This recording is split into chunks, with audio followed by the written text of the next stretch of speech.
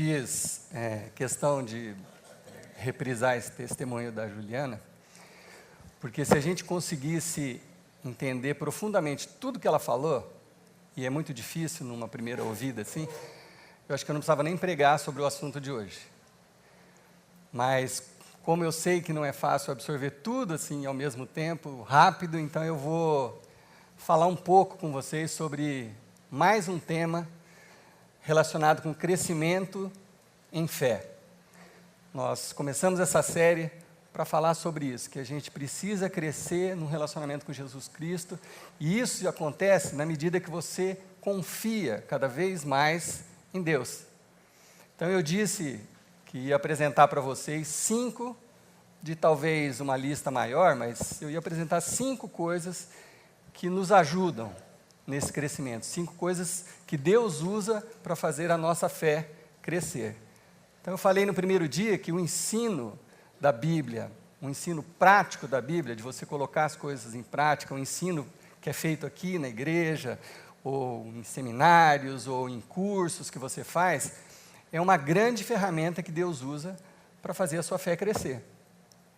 E eu falei na semana passada que algumas disciplinas, como a disciplina, inclusive, de ofertar, a disciplina de você ter o seu momento devocional, também é uma segunda coisa que Deus usa para fazer a sua fé crescer.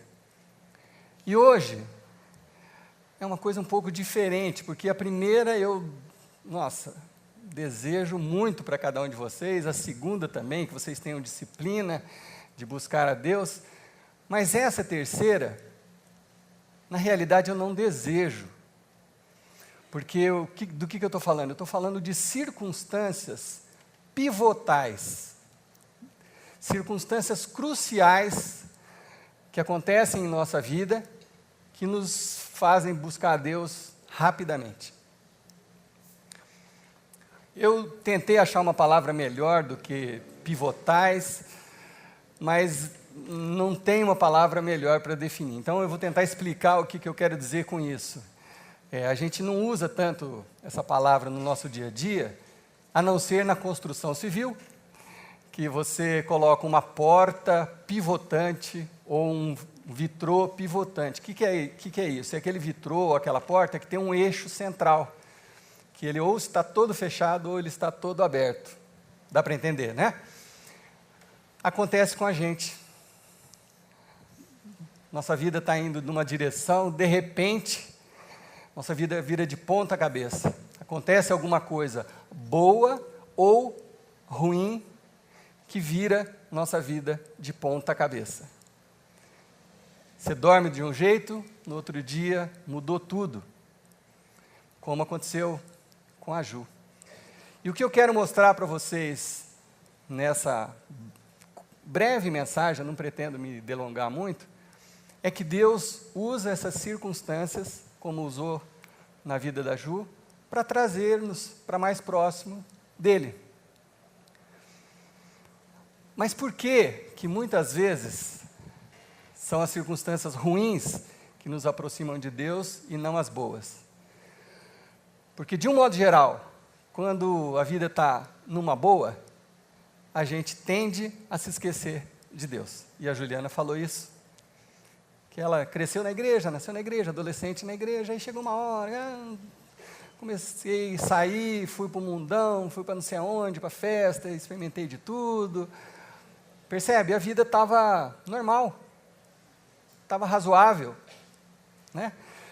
E isso a afastou de Deus, como afasta a gente também. Às vezes, quando está tudo muito certinho, você está muito bem empregado, ganhando bem, está todo mundo com saúde, a tendência, não é que isso tenha que acontecer, mas a tendência nossa é se esquecer de Deus, ou lembrar menos de Deus.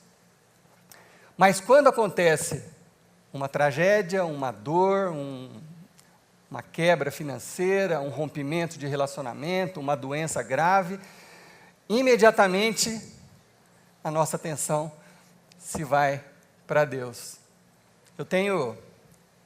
Já contei aqui uma vez, eu tenho 2 amigos meus, músicos também, que já tocaram comigo, que uma vez eles estavam voando num bimotor, para o Mato Grosso para fazer um show com o Christian Ralph e tal.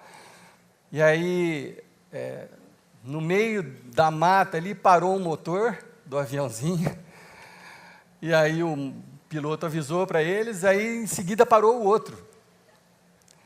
E o avião começou a planar e o piloto começou, gente, ajuda eu a achar uma área meio aberta para a gente tentar pousar esse avião. A reação imediata dos meus amigos ateus foi começar a orar. Na hora. Pai nosso que estás no céu, santificado seja o seu reino. Não, não é assim, né? Como é que é? Seja, nossa, não sei o que, né? Tu começa a trocar tudo, as palavras, um ajudando o outro, um gritando, Senhor, ajuda. Enfim, vocês podem imaginar uma reação natural. Mas por quê que precisa chegar numa situação dessa? A conclusão, deixa eu encurtar logo essa história, eles não morreram, tá? Eles não morreram, o avião pousou, se machucaram um pouquinho, mas o cara conseguiu pousar. Mas enfim, por que às vezes a gente precisa de um susto para a gente procurar a Deus? Por que às vezes a vida precisa virar de ponta cabeça para que a gente procure a Deus? Tem um escritor que eu gosto muito e que talvez vocês ou já leram ou já assistiram filmes que foram feitos com os livros dele, que é o C.S. Lewis. Ele tem uma frase clássica, assim, já muito conhecida, que eu vou repetir para vocês aqui, que tem a ver com isso. Ele diz o seguinte, que Deus sussurra no nosso ouvido nos momentos de paz. Quando está tudo bem, Deus fala macio no nosso ouvido. Mas Deus fala a nossa consciência, já com uma voz um pouco mais forte, quando é necessário. Mas Deus grita por intermédio da dor. E Ele diz que o sofrimento é o megafone de Deus para um mundo ensurdecido. C.S. Lewis está dizendo o seguinte, que às vezes é preciso um barulho muito alto para que a gente se lembre de focar em Deus, de olhar para Deus, de nos aproximarmos de Deus. Então, às vezes, o sofrimento é uma ferramenta de Deus para que você se achegue a Ele. Comigo foi assim. Eu precisei ficar doente, depressivo e tudo para buscar a Deus. Enquanto a vida estava tudo certinho, enquanto eu ganhava bem, enquanto eu viajava muito, enquanto eu fazia um monte de coisa, estava muito saudável, Deus foi ficando esquecido. Então esse é o meu primeiro desafio para vocês. Não façam como eu. Não deixe a vida precisar virar de ponta cabeça para você buscar a Deus. Bom, deixa eu deixar claro uma coisa, é óbvio, tá? Que Deus não fica lá no céu escolhendo como é que Ele vai fazer você sofrer para você se aproximar dEle, tá bom? Fique isso bem claro na mente de cada um de vocês. Não é da natureza de Deus fazer isso. Deus é amor. Então Deus não vai ficar olhando, como é que eu vou fazer o fulano ali sofrer para ele vir até mim? Não, Deus não faz isso. Deus não gera sofrimento em nós. Deus nos ama.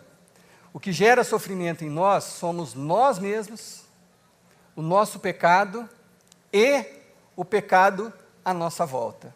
E isso gera sofrimento em nós. O meu próprio pecado, as minhas pisadas na bola, me geram sofrimento. As minhas angústias, as minhas incertezas, as minhas inseguranças, meus medos, me geram sofrimento. E algumas vezes, o pecado em volta de mim me gera sofrimento. Posso estar andando aí, ser vítima de um assaltante, levar um tiro, ficar inutilizado, enfim, é o pecado que está à nossa volta. Então não é Deus, tá? Que isso fique muito claro, Deus não fica lá no céu, pode esquecer isso, escolhendo quem Ele vai fazer sofrer, de jeito nenhum, né? De forma nenhuma. Se eu sou imprudente, eu trago sofrimento para mim. Não adianta, se eu beber e dirigir, bater meu carro e ficar em coma durante tanto tempo e depois voltar mais ou menos, ou se eu não cuidar da minha saúde, ou se eu não usar os princípios que Jesus me ensina sobre finanças, saúde, eu tiver um AVC ou uma quebra, eu não posso culpar Deus por isso. Não devo culpar Deus por isso, a culpa é minha. do meu pecado, da minha falta de colocar em prática os ensinamentos de Jesus. Então, seja qual for, seja tanto por conta dos meus erros, como por conta dos pecados à minha volta, Deus usa essas situações para fazer a nossa fé crescer. Ok? Então, circunstâncias pivotais nos aproximam de Deus. Elas fazem a nossa fé crescer. E quando a gente aprende a olhar para as circunstâncias à nossa volta dessa forma, isso pode fazer muita diferença na nossa vida. Que às vezes uma coisa que está acontecendo com você pode ser para o seu crescimento, pode ser uma ferramenta que Deus está deixando à sua disposição para que você possa crescer em confiança a Ele. Bom, eu quero ler um trecho inicialmente que foi escrito pelo irmão de Jesus, Tiago, que conviveu com Jesus desde criança e que depois da ressurreição de Jesus, Tiago virou um líder, liderou igrejas e um evangelista muito grande. E nas cartas de Tiago, ele escreve uma coisa, lá no primeiro capítulo, no versículo 2, Tiago diz assim: amigos, quando lutas e aflições os atingirem em cheio, saibam que isso é um presente especial. Eu sei o que vocês estão pensando. Para com isso, Tiago. Como assim? Como que eu posso ver uma aflição, uma luta, como um presente especial? Se eu acabei de falar que Deus não manda essas coisas para a gente, né? Como assim? O que é isso? Mas Tiago está se referindo às aflições dessa vida. As mesmas que Jesus prometeu que teríamos. Nesse mundo tereis aflições. É disso que Tiago está falando. Quando essas aflições chegarem à nossa porta, ele está falando assim, olha, você pode tentar olhar para isso como um presente especial. Olha o que ele está querendo dizer com isso, que o resultado disso pode acabar sendo bom. Ele diz no versículo seguinte: vocês verão como a fé será fortalecida e como terão forças para continuar até o fim. Uai!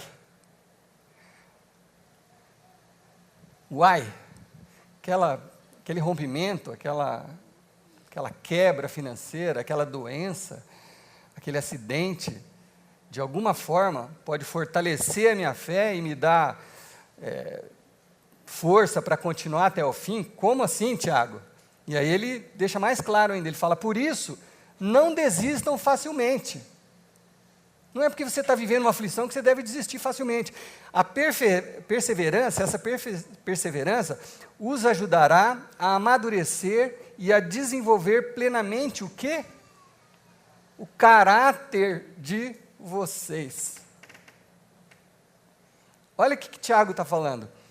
Que as circunstâncias cruciais, pivotais da nossa vida, elas aumentam a nossa fé, elas fazem amadurecer a nossa fé e elas geram em nós um caráter parecido com o caráter de Cristo.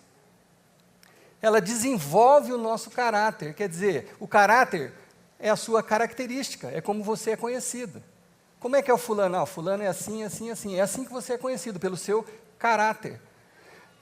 Tiago está falando que essas circunstâncias, nem sempre boas, podem amadurecer a sua fé e moldar o seu caráter.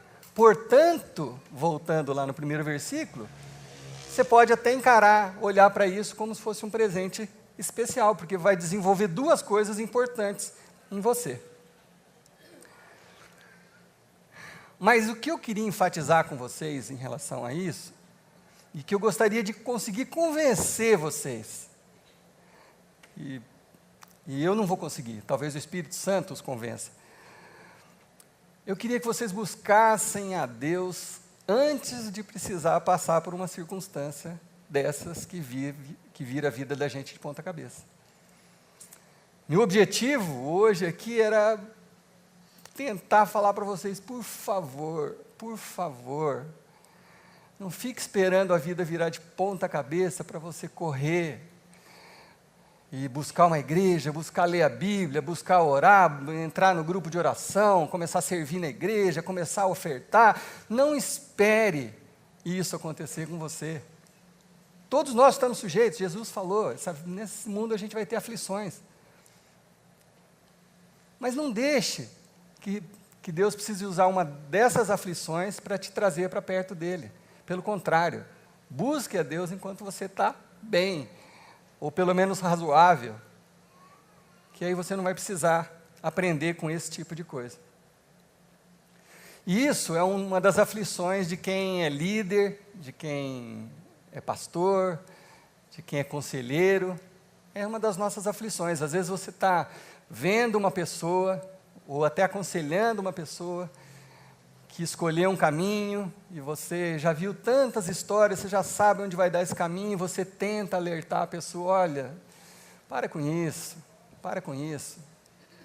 sai dessa, não vai dar certo. Garota, ele não vai deixar a esposa dele para ficar com você, para com isso. Ah, mas com a gente é diferente. Mentira, é tudo igual. Isso é um número, é uma estatística. Ah, mas se eu investir nisso, pode dar certo, mas pode não dar certo, mas não é muito legal, eu sei que não é muito certo. Para já. A gente fica tentando. E às vezes a pessoa segue, até dar de cara com o muro, e aí Deus acaba usando essas circunstâncias para aproximar as pessoas de Deus. Então essa é uma aflição que a gente tem. Talvez muitos de nós aqui estejamos aqui por causa de uma tragédia que aconteceu, porque a vida virou de ponta cabeça, e aí a gente correu. Uma expressão completamente errada que a gente usa muito, correu atrás do prejuízo. Ninguém corre atrás do prejuízo, né? Você corre atrás do lucro. Mas você correu, deu tudo errado, e aí você falou, olha, minha última esperança é Deus, quando devia ser a primeira. A gente trata como última esperança. Então, a regra é, Deus nunca vai fazer nenhum mal, nem permitir nada para que você sofra. A regra é essa. A exceção à regra é quando Deus pode demorar para responder a sua oração, para que você amadureça na sua fé e desenvolva o seu caráter. Essa é a exceção à regra. Vamos falar dessa exceção? Como que a gente sabe disso? Tem um episódio conhecido da maioria de vocês na Bíblia, quando Jesus estava lá perto do Rio Jordão com seus discípulos, e aí chegou uma pessoa desesperada. Quem é Jesus? Qual que é Jesus? Ah, Jesus é aquele ali. Jesus, aquela pessoa que você ama muito, está muito doente, perto de morrer. E essa pessoa estava se referindo a Lázaro, irmão de Marta e de Maria, que era uma família muito próxima de Jesus. E Jesus estava a mais ou menos um dia de caminhada de Betânia, que é onde eles moravam. E essa pessoa chegou e falou, Jesus, você precisa ir para lá imediatamente, porque a situação é muito grave. Aí o que Jesus fez? Ele amava aquela família, né? Ele esperou mais 2 dias. Uai! Como assim? Jesus não amava aquela família? Por que Jesus não juntou as coisinhas dele ali na mesma hora, foi correndo para Betânia? Não sei, quem sabe o texto nos ajude a entender isso. Mas foi o que Jesus fez. A pessoa falou, vai imediatamente, Jesus, porque Lázaro está quase morrendo. Jesus falou, fique calmo. E esperou 2 dias, ficou mais 2 dias ali perto do Jordão. Que coisa estranha. Então, vamos tentar entender isso que Jesus fez e ver se isso se aplica a gente de alguma forma. Isso está lá em João, capítulo 11. Eu vou ler só alguns versículos. Mas essa é uma das vezes que parece que Jesus está sendo negligente. Dá essa impressão. Eu tenho algumas impressões, assim, quando eu leio a Bíblia. Tem uma outra vez, quando Jesus está lá com Pilatos, e Pilatos fica perguntando, e Jesus fica em silêncio. Eu fico com a vontade de falar, Jesus, responde, fala, né? Mas Jesus sabia o que estava fazendo. né? Mas aparentemente ele estava sendo negligente, ele podia responder aquelas perguntas, né? Então essa é uma situação onde Jesus escolheu não reagir rapidamente. E aí quando finalmente Jesus, depois de 2 dias, falou, bom, agora vamos até Betânia. Então, quando Jesus tomou essa decisão e chegou lá, Lázaro já tinha morrido, faziam 4 dias. Aí o que aconteceu? Quando Jesus, versículo 17, quando Jesus finalmente chegou, Lázaro estava morto, havia 4 dias. Marta, a irmã de Lázaro, quando soube que Jesus estava chegando, saiu correndo ao encontro de Jesus. Ela chegou para Jesus e falou exatamente essas palavras que eu vou falar aqui para você, versículo 21. Marta então lhe disse, se o Senhor estivesse aqui, meu irmão não teria morrido. Se o Senhor estivesse aqui, meu irmão não teria morrido. Por que o Senhor não veio rápido? Se o Senhor estivesse aqui, meu irmão não teria morrido. Daqui a pouco, Maria também soube que Jesus estava chegando, veio correndo na direção de Jesus, se jogou aos pés de Jesus e falou a mesma frase, Jesus, se você estivesse aqui, meu irmão não teria morrido. Sabe uma coisa curiosa que talvez você nunca tenha observado nesse texto? Jesus estava ali.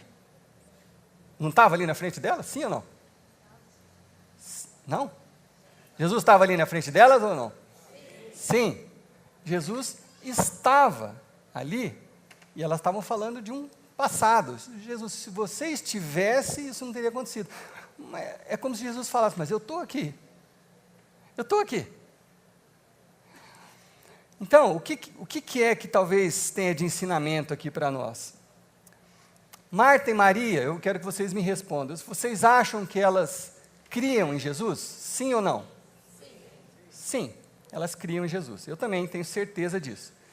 Mas provavelmente faltava alguma coisa. Só isso justificaria Jesus ter feito o que fez. Talvez faltasse alguma coisa a elas e Jesus fez do jeito que fez. Próxima cena, as pessoas que estavam ali perto de Jesus começaram a dizer o seguinte, os judeus disseram, nossa, ele o amava muito, quer dizer, eles viram Jesus lamentando e chorando a morte de Lázaro, e aí os judeus que estavam ali falaram, puxa, dá para ver que Jesus o amava muito.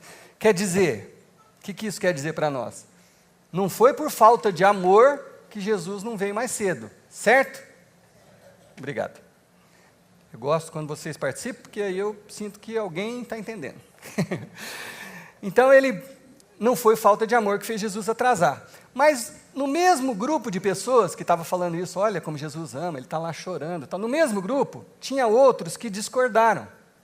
E disseram o seguinte, bem, se ele o amasse tanto assim, por que deixou ele morrer? Afinal, ele abriu os olhos de um cego, quer dizer, ele podia fazer milagre. Por que ele não veio para curar o Lázaro? Quer dizer, começaram a desconfiar do amor de Jesus. Certo?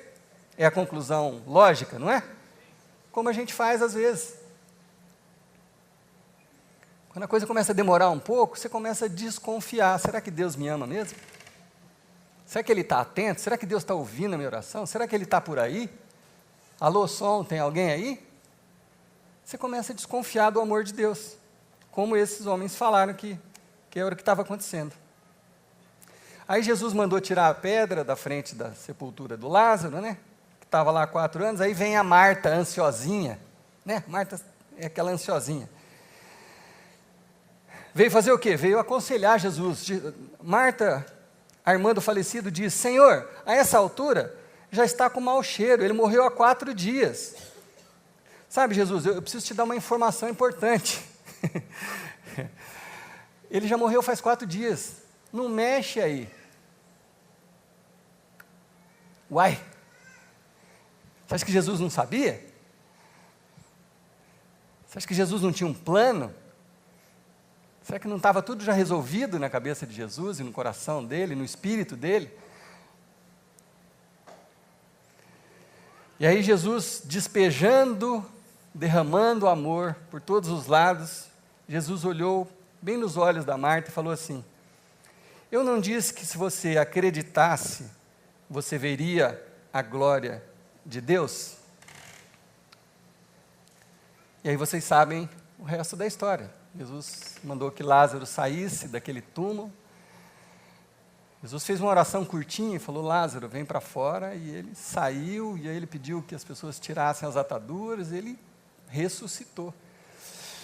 Mas nesse versículo fica claro o nosso ponto aqui. A questão era fé. A questão era fé. Eu não disse que se você acreditasse, você veria a glória de Deus? Talvez elas acreditavam em algumas coisas de Jesus, mas talvez não tinham aquela fé de que Jesus podia ressuscitar um morto, de que Jesus era o Filho de Deus, que todo o poder estava na mão dele. Amém. Talvez elas não criam nisso. E Jesus deu aquela atrasadinha, fez tudo aquilo acontecer para que elas crescem verdadeiramente nele. Então Deus usa essas situações difíceis para fazer crescer a nossa fé. Talvez alguns de nós aqui estejam vivendo nesse momento uma situação dessas, pivotais, que a vida está de ponta cabeça. É bem possível, é provável que Jesus possa usar isso que está acontecendo com você para crescer a sua fé e amadurecer o seu caráter. É bem possível. Não que Deus tivesse desejado que você estivesse passando isso, jamais. Deus é amor. Mas às vezes, a única forma da gente chamar a nossa atenção é através da dor, do sofrimento.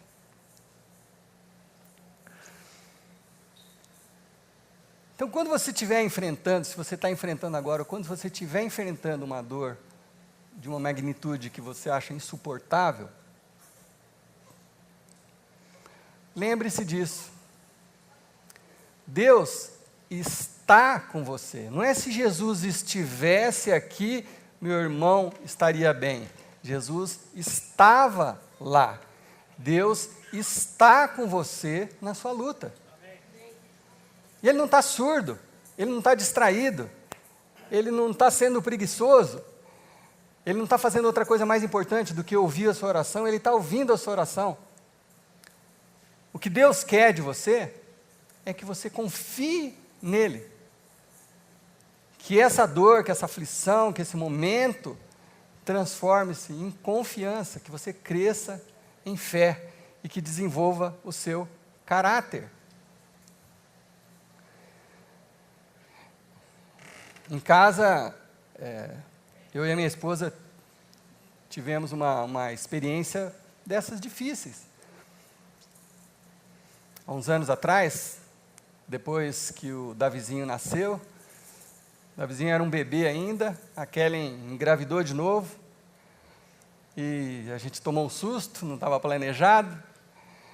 Em seguida a gente começou a comemorar e ficar animado, e fizemos ultrassom, e a gente estava se animando, aí eu acho que no terceiro ultrassom, já era talvez até para dizer o sexo do bebê. Aí no terceiro ultrassom, a médica mostrou, isso aqui é a cabeça, isso aqui é o pezinho, isso aqui é isso, é aquilo, aí daqui a pouco ela parou assim, olhou, parou, ficou aquele silêncio, aí ela falou: mãe, falou para a Kellen, o coraçãozinho dele não está batendo. Aí a Kellen falou assim: mas está tudo bem, né? Sabe quando você não quer ouvir uma coisa? A médica repetiu, falou: olha, ele está sem batimento cardíaco. Na verdade foi esse o termo que ela usou, está sem batimento cardíaco. Aí a Kellen falou de novo: mas está tudo bem? Aí eu precisei intervir, eu falei: amor, não tem pulso, o coraçãozinho. A gente perdeu o bebezinho.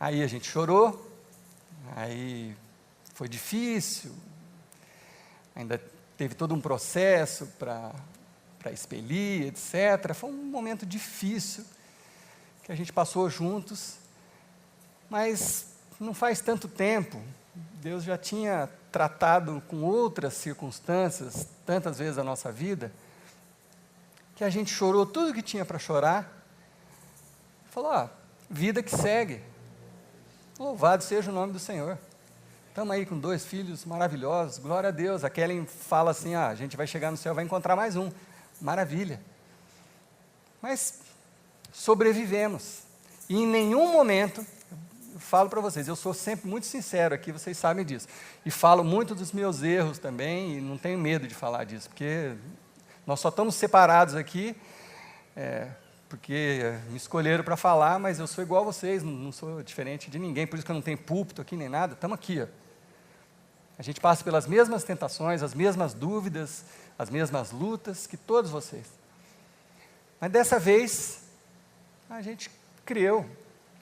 Oh Deus, aconteceu, são as aflições desse mundo, são as dores desse mundo, vamos seguir em frente.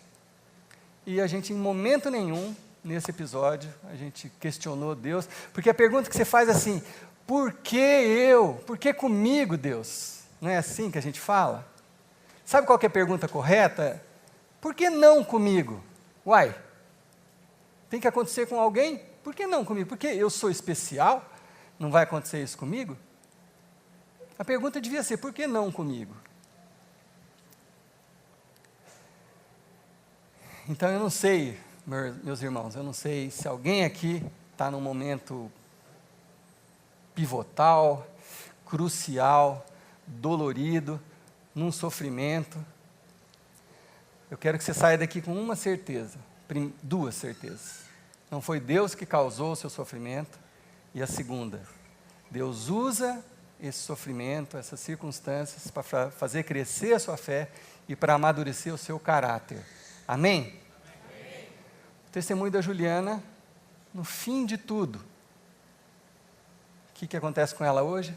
A fé dela é outra de quando ela não tinha passado por tantas dores. Resume tudo.